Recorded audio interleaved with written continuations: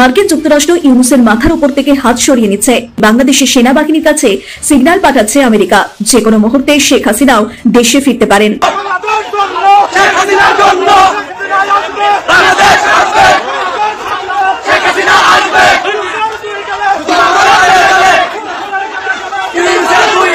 আওয়ামী লীগ অতীতের মতো কাঁপছে না, দুর্বার গতি নিয়ে, ধূমকেতুর গতি নিয়ে তারা এগোনোর চেষ্টা করছে। এই যে আওয়ামী লীগ ফিরে আসছে, আওয়ামী লীগ ফিরে আসলো, এই দখল করে নিল, এই বোধহয় ক্ষমতায় চলে আসলো, এই যে আতঙ্ক, এই যে জুজুর ভয়, এই জুজুর ভয় নিয়ে প্রফেসর ইউনূস নিজে আতঙ্কিত হচ্ছেন, অস্থিরতা ছড়াচ্ছেন। ডক্টর ইউনূসের যে কোনো মুহূর্তে ক্ষমতার পতন হয়ে যেতে পারে, যে কোনো মুহূর্তে ডক্টর ইউনূস হারিয়ে যেতে পারে, যে কোনো মুহূর্তে ডক্টর ইউনূস হয়তো পদত্যাগ করেছে, কেউ জানে না, বিদেশ চলে যেতে পারে। ইউনূসল্যান্ডের মৃত্যুর আশঙ্কাও তাহলে শতভাগ। ইউনূসল্যান্ডের মৃত্যু মানে ইউনূসেরও মৃত্যু, আর ইউনূসল্যান্ডের মৃত্যু মানে আপনার আমার প্রিয় বাংলাদেশের নবজন্ম। প্রিয় দর্শক, এতক্ষণ যে ভিডিওর অংশ বিশেষ দেখলেন তাতে করে আপনারা বুঝতে পেরে গেছেন আজকের ভিডিওটা কতটা গুরুত্বপূর্ণ। তো চলুন আর দেরি না করে একটি লাইক দিয়ে ধারাবাহিকভাবে সম্পূর্ণ ভিডিওর বিস্তারিত আলোচনা দেখে আসি। বাংলাদেশে ইমার্জেন্সি নাকি তত্ত্বাবধায়ক সরকার নাকি হাসিনা নির্বাসিত সরকার, এটা ঘিরেই বাংলাদেশে জোর আলোচনা চলছে। মোহাম্মদ ইউনূসের পতন ঘটবে এটা প্রায় নিশ্চিত। অন্যদিকে করিডোর বন্দর ইস্যুতে মার্কিন যুক্তরাষ্ট্র ইউনূসের মাথার উপর থেকে হাত সরিয়ে নিচ্ছে, কারণ ট্রাম্প বুঝে গিয়েছেন বাংলাদেশ থেকে কিছু পাওয়ার নেই। এমনকি বাংলাদেশের সেনাবাহিনীর কাছে সিগন্যাল পাঠাচ্ছে আমেরিকা, যে কোনো মুহূর্তে শেখ হাসিনাও দেশে ফিরতে পারেন। এটাই হলো সাংবিধানিকভাবে ইউনূসকে সরিয়ে দেওয়ার একটি পদ্ধতি। অন্যদিকে অনেকে বলছেন সংবিধান তো মানা হয়নি, প্রধানমন্ত্রী নেই, রাষ্ট্রপতিকে কে সুপারিশ করবে জরুরি অবস্থা জারির জন্য?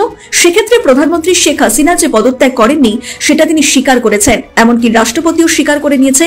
ফলে এখনো দেশের প্রধানমন্ত্রী শেখ হাসিনা, ফলে তাকে ফিরিয়ে এনে জরুরি অবস্থা জারি করা যায়। তবে প্রস্তাবে ঝড় তুলবে জামাত, বিএনপি সহ এনসিপি, তারা বিরোধিতা করবে। তবে সেটি যদি না ঘটে তবে গত বছরের মতো সুপ্রিম কোর্টের সাহায্য নিয়ে একটি সরকার গঠন করতে পারবে রাষ্ট্রপতি।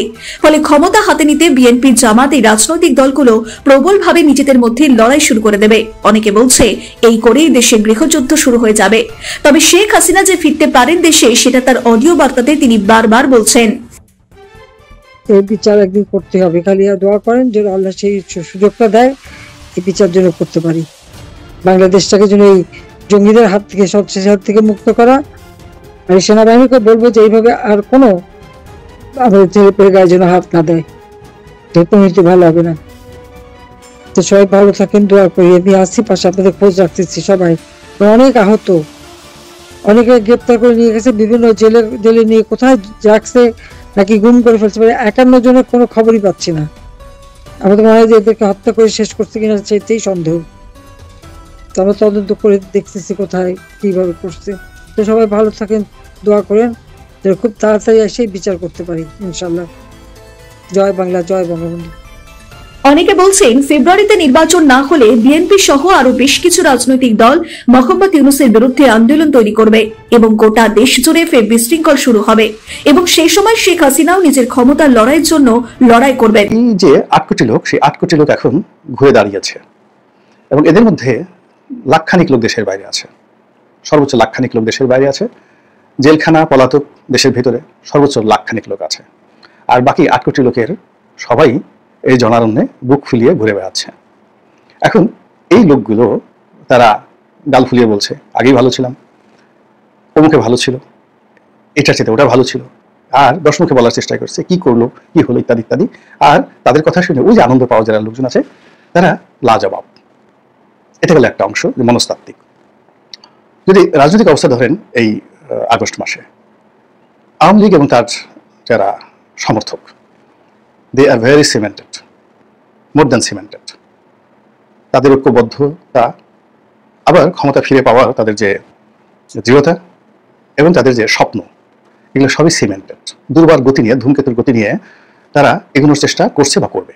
আর অন্যদিকে তাদের যারা প্রতিপক্ষ, তারা অন্তত পক্ষে 50টি গ্রুপ, উপগ্রুপে বিভক্ত হয়ে গেছে এবং 50টা গ্রুপ তারা সিমেন্টেডের পরিবর্তে তারা ছিন্ন বিচ্ছিন্ন হয়ে রাজনীতির যে মাধ্যাকর্ষণ শক্তি বা মহাকর্ষণ শক্তি থাকে, ডেন্সিটি থাকে, ঘনত্ব থাকে, একজন অন্যজনের সঙ্গে যে সম্পৃক্ত থাকে, এটা পুরো আলাদা হয়ে গেছে। ইসরাফিলের সিঙ্গার ফুক দেওয়ার পর যেভাবে নক্ষত্রপুঞ্জ তুলার মতো উঠতে থাকবে, এখন বাংলাদেশের রাজনীতিতে আওয়ামী বিরোধী সকল পক্ষসমূহ তাদের ভারসাম্যতা হারিয়ে, তাদের ম্যাগনেটিক পাওয়ার হারিয়ে, চৌম্বক শক্তি হারিয়ে, তাদের ওজন হারিয়ে তারা তুলার মতো, পেজা তুলার মতো বা সাদা মেঘের মতো উড়ে বেড়াচ্ছে।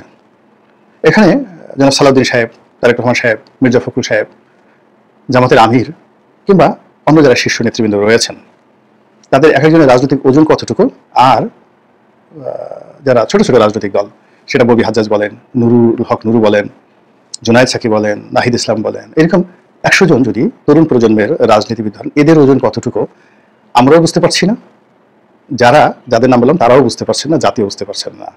ফলে কি হচ্ছে, শূন্যের মধ্যে আকাশে যেভাবে আপনি যদি চন্দ্রে গমন করেন, তাহলে আপনার ওজন হারিয়ে আপনি যেভাবে একটা লাফ দিয়ে 100 ফিট উপরে উঠে যেতে পারবেন, আবার 100 ফিট উপরে থেকে পড়ে যাওয়ার পরও আপনার কোনো ব্যথা হবে না। আপনার মাথা নিচে পড়লো, পা নিচে পড়লো, শরীর নিচে পড়লো, ডাজ নট ম্যাটার।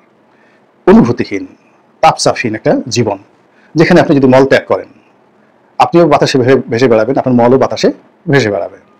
আপনি যদি সেখানে জল বিয়োগ করেন, আপনিও ভেসে বেড়াবেন, জলও ভেসে বেড়াবে। হয়তো সেই আপনার ত্যাগকৃত জল আপনার মুখে এসে লাগবে, আপনার মল আপনার মুখে এসে লাগবে চন্দ্রে। ফলে ওই অবস্থাতে আপনি মল ত্যাগও করতে পারবেন না, সেখানে বিশেষ কায়দায় আপনাকে জল বিয়োগ, মল বিয়োগ করতে হবে। রাজনীতির ময়দানে এখন আওয়ামী বিপক্ষ শক্তির মধ্যে এরকম একটা অবস্থা চলছে। এখানে আপনি কোনো কিছু ত্যাগ করতে পারছেন না, বিয়োগ করতে পারছেন না, কোনো কিছু সংযোগ করতে পারছেন না, কোনো কিছু ধরে রাখতে পারছেন না, কারোর সঙ্গে কারো বন্ধন তৈরি করতে পারছেন না, কাউকে আকৃষ্ট করতে পারছেন না, কাউকে বিকর্ষণ করতে পারছেন না, সবাই শূন্যের মধ্যে উড়ে বেড়াচ্ছে। আর এরকম একটি অবস্থার মধ্যে যদি কোনো সিমেন্টের শক্তি, যার মধ্যাকর্ষণ রয়েছে, যার মহাকর্ষণ শক্তি রয়েছে, যার অর্থ রয়েছে, বিত্ত রয়েছে, তারা যদি খালি এসে দাঁড়ায়, আর কিছু করতে হবে না, শুধু দাঁড়ায়, মুহূর্তের মধ্যে কী ধরনের একটা পরিস্থিতি তৈরি হবে আপনি বোঝার চেষ্টা করেন। কাজেই এই যে আগস্ট, 2025 সন আগস্ট, সেই আগস্ট ইতিহাসের অন্যান্য আগস্ট থেকে আলাদা। আর আলাদা হওয়ার কারণেই 2025 সনের আগস্ট আওয়ামী লীগ অতীতের মতো কাঁদছে না, বরং আওয়ামী লীগ তার শোককে শক্তিতে পরিণত করতে চাচ্ছে। আর অতীতকালে আওয়ামী লীগের শোককে নিয়ে যারা টিটকারি করতেন, ঠাট্টা করতেন, মস্করা করতেন, তারা সেই 2024 সনের আগস্টের সেই স্মৃতির সঙ্গে অতীতের আগস্টের কীর্তি এবং কাহিনী, বিয়োগাত্মক ঘটনা এবং বেদনা সব কিছু মিলিয়ে একটা মিক্সার বানিয়ে 2025 সনে এসে এক ভীষণ অস্থিরতা এবং আতঙ্কময় পরিবেশে তারা এই মাসটি পার করার জন্য প্রাণান্ত চেষ্টা করছেন। সরকারের ভেতরে এক ধরনের অস্থিরতা চলছে, সেটা আমরা জানি। সেই অস্থিরতার মধ্যে পড়ে প্রেস সচিব অস্থির হয়ে পড়েছেন, বিভিন্ন সময়ে বিভিন্ন টালমাটাল কথা বলেন, এবং সরকারের মধ্যে যদি সব থেকে সমালোচিত 2-1 জনকে খুঁজতে হয়, তাহলে প্রেস সচিবকে খুঁজে পাওয়া যাবে, এমনটা আলোচনা চতুর্দিকে শোনা যায়। তারপরে তিনি বলছেন, হাসিনা শাসন তো শুধু রাজপথের আন্দোলনে ফুঁ হয়ে যায়নি, পর্দার আড়ালের নানা কৌশলের কাছে তাকে হার মানতে হয়েছে। খুবই গুরুত্বপূর্ণ তথ্য এখানে তিনি দিয়েছেন যে শেখ হাসিনার যে পতন হয়েছে, সেই পতন শুধু কি রাজনৈতিক রাজপথের আন্দোলনে পতন হয়েছে?